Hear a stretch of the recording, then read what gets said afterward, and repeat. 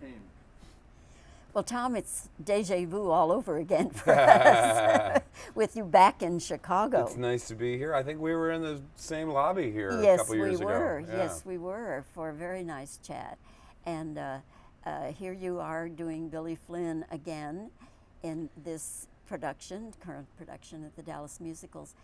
Is this production exactly the same or is it changed? Well, some of the personnel has changed. That's the big difference. It's still the same show. They try to keep it pretty much really true to the original revival that was done in '96.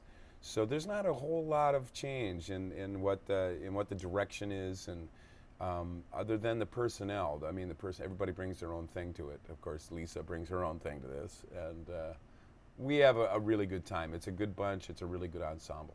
Wonderful cast, I would say, just wonderful. Carol Woods singing "Mama" is so great. Roy Bean, our Bean as Mary Sunshine is terrific. The new Amos, he's kind of new to us. He's only been out with us less than a month, I think. He's terrific, and it's an awful lot of fun. Of course, Velma, and the ensemble is amazing. Do you find now, since the movie is out and popular and people know it, are audiences any different now than they were? It could be a double-edged sword, in that what they do is a movie like that definitely raises the profile of the franchise. But I think that the difference in the medium, as being a stage show as opposed to a movie, is so significant that it works both ways terrifically. I mean, the movie was a great movie and true to the spirit of what the stage play is. I think the stage play is a little darker, but I think that the movie has actually probably lengthened the life of this production because it's raised the profile so much. As a performer and as an actor, does it bother you to have the orchestra on stage? No, I like it. I interact with them some, probably to their dismay sometimes. I very much enjoy it. I consider myself a musician as well as a singer, and sometimes they're exclusive. But it's really a treat. And for us, I mean, there is constant interaction. The girls go up in there, and Roxy goes to the conductor in the middle of her big number, and I think they're a real integral part of the performance and the visual. I mean, it really does set a tone. The musicians, though, really have to be very disciplined because... Well, it's, more than in a pit, that's for sure. I think they enjoy it. And they get to show off, like at the entr'acte, the top of the second act. They get a big number. They all get to stand up and play, Mr. Cellophane, which is a big swing tune. I think they have a good time. The play, the musical deals so much with celebrity and media, and you have had years of experience as a celebrity yourself, and particularly during the 7 years that you did The Dukes of Hazzard. Mm-hmm. Do you have any particular advice for young people who are having to deal with it and don't have any background? Well, it's kind of, I don't mean, no disrespect, but in a lot of cases, it's kind of a necessary evil in the sense that there are times when it really infringes upon your time to relax and to regroup for the next performance and that kind of thing. But I mean, publicity is necessary, and what I think it's like a lot of other things that you have to sometimes assertively make up your mind to have a good time. And what I do is I figure, it's like anything else. If you have an experience, if you have it 10 times, there's probably 5 times that are average, 3 times that are good, and 2 times that aren't so good. Maybe 1 lousy and 1 excellent. And, for example, you are really well prepared. You know what I've done. You have insightful questions to ask. Then it's fun. Then it's easy. there are a lot of interviewers that aren't as experienced and as adroit as you are. And for them, then you kind of have to, sometimes you have to steer the conversation yourself to what you want to cover. So it's it's like anything else. You learn to deal with it, and you could either have a bad attitude about it or a good attitude. And I try to choose to have a good attitude. Your one number that is just so visual in this show, All I Care About Is Love, and with all of the feathered fans and everything. Now, give me some of the things that have happened during that number, or when you were learning it and rehearsing it.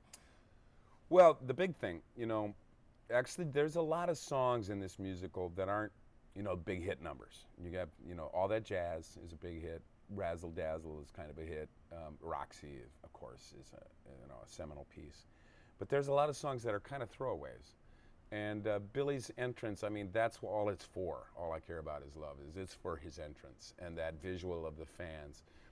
The thing, it's funny you should ask that, because the day before yesterday, a couple days ago, we were in Portland and had done the whole week, and I have family there, and I had a great time, and Portland's a wonderful city. And for the Sunday matinee, I come out to sing All I Care About Is Love, and I opened my mouth and I realized that I'd forgotten to put my microphone on. So I have no mic for this big opening number of mine. And the cool thing is that immediately I heard Vinny, our conductor, shush the orchestra. So the volume of the orchestra went whoop, down dramatically. And I knew, I know what I know. And I'm down on the edge of the stage, so I start singing, to the back row, what they used to do back in the day. And so it was, I was cool with it. And the girls were all cool. They quieted down a little bit, around me.